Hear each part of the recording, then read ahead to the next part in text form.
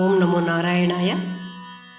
భరతమాత సత్యచరిత భరతభూమి కల్పవల్లి అను శీర్షిక యందు ఈరోజు ద్వాదశ జ్యోతిర్లింగాల క్షేత్రాల యందు 7వ క్షేత్రముగు కేదార్నాథ్ క్షేత్రాన్ని గురించి చెప్పుచున్నాను. ఈ ఆలయం ఉత్తరాఖండ్ రాష్ట్రంలోని మందాకిని నదికి సమీపంలో గర్వాల్ హిమాలయ శ్రేణిలో ఉంది. తీవ్ర వాతావరణ పరిస్థితులచే ఈ క్షేత్రము ఏప్రిల్ నెల అంటే అక్షయ తృతీయ రోజు నుండి నవంబర్ నెల కార్తీక పౌర్ణమి అంటే శరత్ పౌర్ణమి మధ్య మాత్రమే సాధారణ ప్రజలకు దర్శనానికి తెరిచి ఉంటుంది. తీవ్రమైన చలికాలంలో ఇక్కడ ఉత్సవ విగ్రహాన్ని పూజించడానికి ఉఖిమల్ అనే గ్రామానికి తీసుకువెళ్తారట. కేదార్నాథ్ అంటే కేదార్ క్షేత్ర ప్రభువు అని అర్థం. ఇక్కడ శివలింగము శివుని యొక్క సజాతీయ రూపము అని చెప్పబడింది. ఈ ఆలయాన్ని చేరుకొనుటకు గౌరీకుండ్ అనే ప్రాంతానికి వెళ్ళి అక్కడి నుండి 22 కిలోమీటర్లు అంటే 14 మైళ్ళు ఎత్తుకు వెళ్ళాలట. పోనీలపై, డోలీలలో లేక నడచి ఈ ప్రదేశాన్ని చేరుకొనవచ్చు. ఈ ఆలయం ఉత్తర హిమాలయ ప్రాంతంలోని చోటా చార్ధామ్లందు ఒకటిగా ఉంది అన్నమాట. మరియు పంచకేదార్ యాత్రాస్థలాల్లో మొదటిది కేదార్నాథ్. పంచకేదార్ యాత్రాస్థలాలు ఉన్నాయి, వాటి యందు మొదటిది కేదార్నాథ్. ద్వాదశ జ్యోతిర్లింగాల క్షేత్రాలందు ఇదే ఎత్తైన క్షేత్రంగా చెప్పబడింది. 6 మరియు 7వ శతాబ్దాల్లో 63 మంది నయనార్లు కలిసి రాసిన తేవారం అనే శైవ గ్రంథమున ఈ క్షేత్రాన్ని గురించి వివరించబడిందట. ఈ క్షేత్రము 3583 మీటర్లు అంటే 11,755 అడుగుల ఎత్తులో ఉన్నది. రిషికేశ్ నుండి 223 కిలోమీటర్లు అంటే 139 మైళ్ళు ఎత్తులో గంగా నదికి ఉపనది అయిన మందాకిని నది ఒడ్డున ఈ క్షేత్రం ఉన్నది.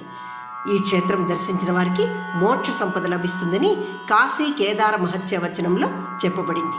ఈ ఆలయం ఎప్పుడు నిర్మించబడిందో ఖచ్చితంగా తెలుపబడలేదు అని చెప్పారు. అనేక జానపద పురాణాలందు ఈ గర్వాల్ ప్రాంతం శివుడు మరియు పంచకేదార్లు ఎలా ఏర్పడ్డాయి అని స్థల పురాణం ఈ క్రింది విధంగా చెప్పబడింది. హిందూ ఇతిహాసం మహాభారతంలోని పాండవులు కురుక్షేత్ర యుద్ధంలో తమ దాయాదులను ఓడించి చంపారు. వారు తమ సోదరులైన కౌరవులను చంపుటచే గోత్రహత్య మరియు అందు బ్రాహ్మణులను కూడా హత్య చేయుటచే బ్రాహ్మణ హత్య వారికి అంటింది. వారు ఆ పాపాన్ని పోగొట్టుకోవాలని రాజ్యాన్ని బంధుజనులకు అప్పగించి శివుడిని వెతుక్కుంటూ వారు కాశీకి అంటే విశ్వనాథుని దర్శనానికి వెళ్ళారట.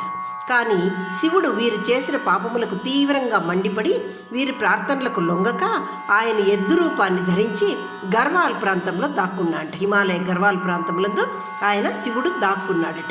వారణాసిలో శివుడు కనిపించకపోవడంతో పాండవులు గర్వాల్ హిమాలయాలకు వెళ్ళారట. భీముడు 2 పర్వతాల వద్ద నిలబడి వెతికాడట. సమీపంలో ఒక ఎద్దు మేస్తూ ఉన్నదట. దాన్ని శివుడిగా గుర్తించి ఆ ఎద్దు తోకను మరియు వెనక కాళ్ళను భీముడు పట్టుకున్నాడట. కానీ ఎద్దు రూపంలో ఉన్న శివుడు భూమిలోకి అదృశ్యమయ్యాడట. ఇక్కడ కాశీ నుండి వచ్చి శివుడు ఇక్కడ దాక్కున్నాడు కాబట్టి ఇది ఆయన దాచిన కాశీ అంటే గుప్త కాశీగా పిలువబడ్డది. ఆయన దాక్కున్న కాశీ కాబట్టి ఆయన కాశీ యందు ఉండి వచ్చాడు కాబట్టి ఇది దాచిన కాశీ, గుప్త కాశీగా పిలువబడింది. ఆ ఎద్దు రూపము అలాగే భీముడు పట్టుకున్నప్పుడు అది చిన్నగా అయ్యి అది భూమిలోకి అదృశ్యమై కేదార్నాథ్లో దాని యొక్క మూపురం కనపడిందట.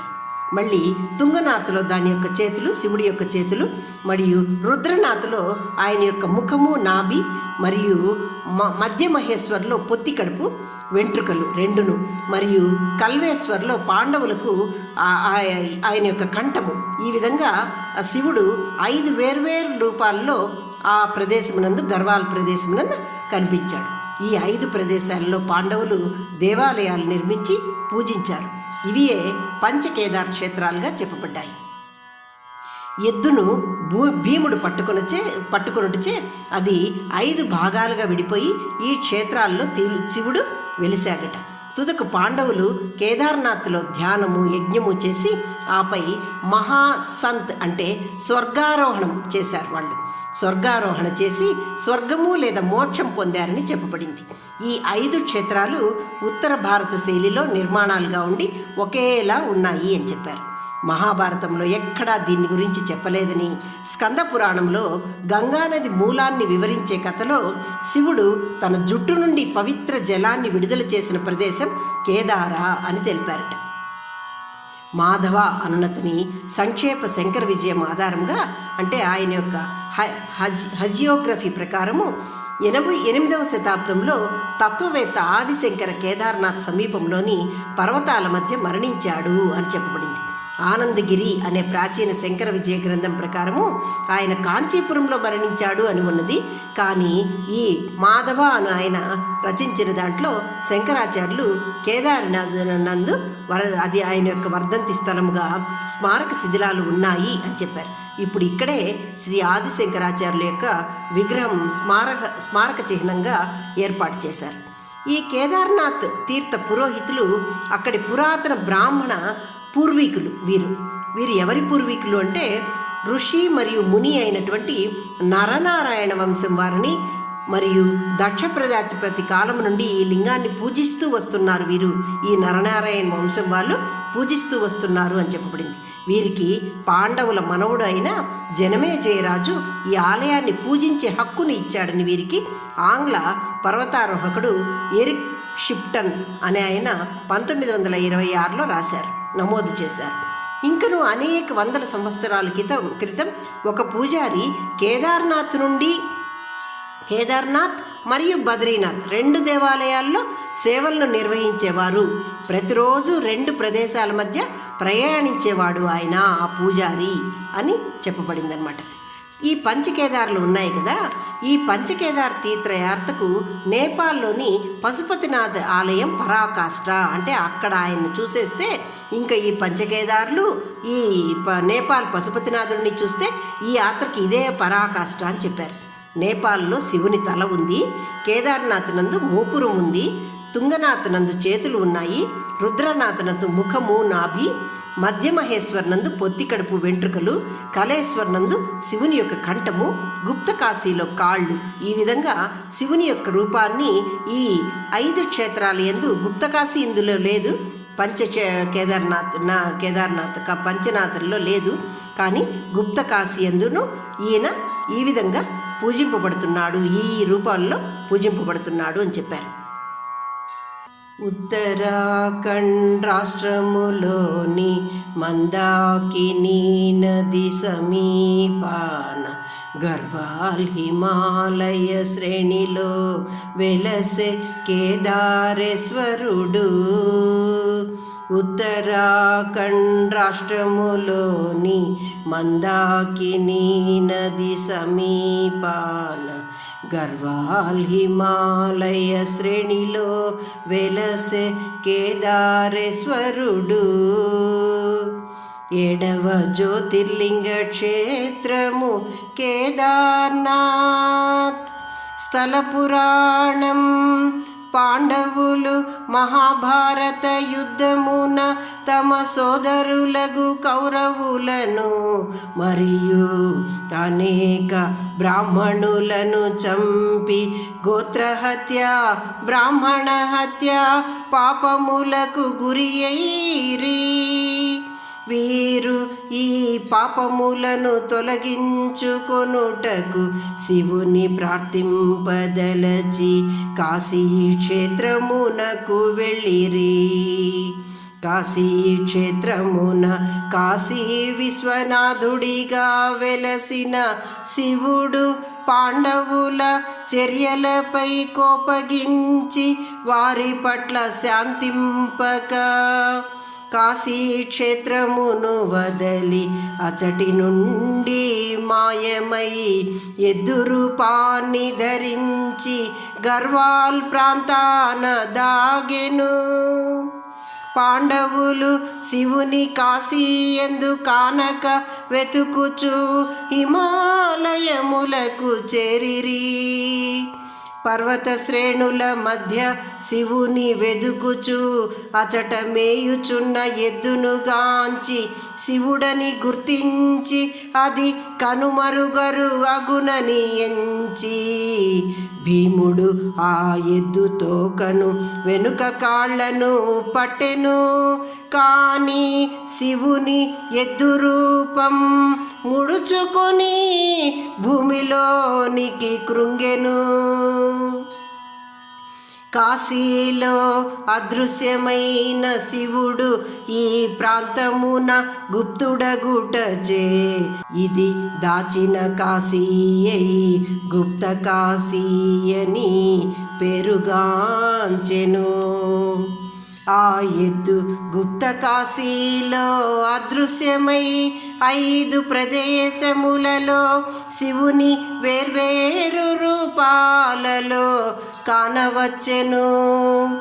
శివుని ఎద్దు మూపురం కేదార్నాథ్ నందు, చేతులు అత్యంత ఎత్తైన క్షేత్రముగా ఉన్న తుంగనాథ్ నందు, ముఖము మరియు నాభి రుద్రనాథ్ నందు, పొత్తి కడుపు మరియు వెంట్రుకలు మధ్య మహేశ్వరమునందు, శివుని కంఠము కల్వేశ్వరునందు కానవచ్చెను. ఈ విధమున శివుడు 5 వేర్వేరు రూపాలలో కానవచ్చి పాండవులను పాప విముక్తులను చేసెను. ఇవియే పంచకేదార్ క్షేత్రములుగా ప్రసిద్ధిగాంచినవి. పంచకేదార్ క్షేత్రములందు పాండవులు శివుని ధ్యానించి యజ్ఞములు చేసి దేవాలయములు నిర్మించిరి. ఆపై వారు స్వర్గారోహణ చేసి స్వర్గము లేదా మోక్షాన్ని పొందిరట. స్కంద పురాణములో కేదార్ గంగను శివుడు విడుదల చేసిన ప్రదేశముగా చెప్పబడినది. ఆదిశంకరులు కేదార్నాథ్ క్షేత్ర సమీపాన సమాధి చెందిన స్థలాన ఇప్పటి శంకరుల విగ్రహము ప్రతిష్ఠించబడినది.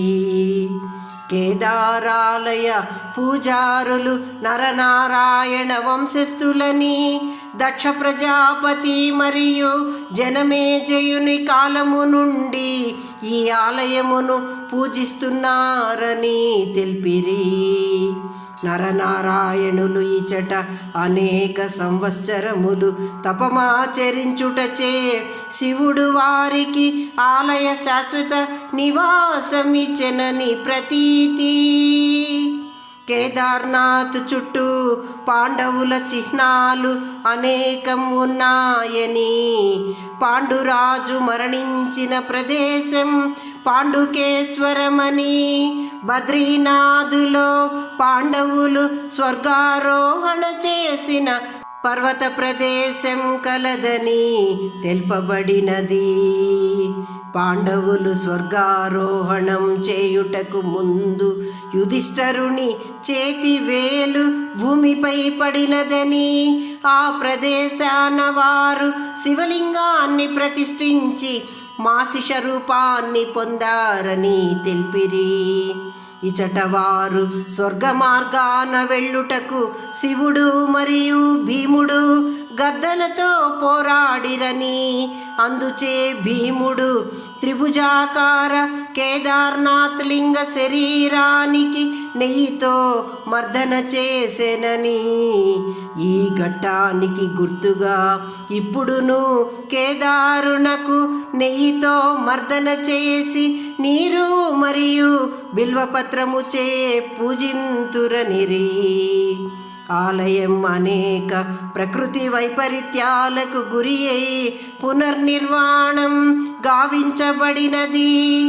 ఆలయం ప్రతి సంవత్సరం వైశాఖ మాసాన తెరవబడి కార్తీక మాసాన మూసివేయబడును. కేదార్నాథ్ ఆలయ సమీపాన ప్రవహించు మందాకిని హిమానీ నదములు అతి సుందరములు. భైరవనాథ్ ఆలయం విష్ణువు స్నానమాచరించిన స్థలమని చెప్పబడిన వాసుకి తాల్ ఇచట ఉన్నవి.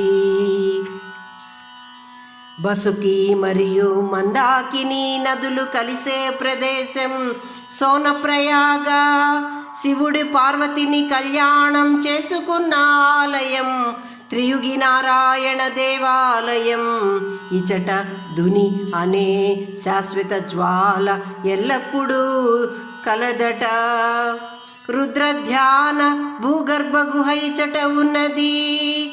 ఇచట ప్రధాని నరేంద్ర మోదీ ధ్యానము చేసిరట. కేదార్నాథ్ ఆలయం వెనుక ఉన్న శంకరుల సమాధి ఆయన ఏర్పరచిన వేడి నీటి బుగ్గ స్ఫటికలింగము కలవు. గౌరీకుండ్ మరొక వేడి నీటి కొలను. ఇది పార్వతి శివుడిని వివాహం చేసుకోవడానికి తపస్సు చేసిన ప్రదేశం.